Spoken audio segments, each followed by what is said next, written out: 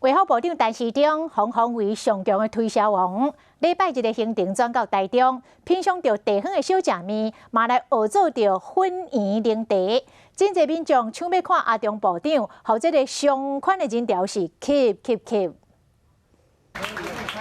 提起摇摇杯学做珍珠奶茶，卫福部长陈时中到台中变成是饮料店的店员，也佮喜欢挂喙暗啉真奶。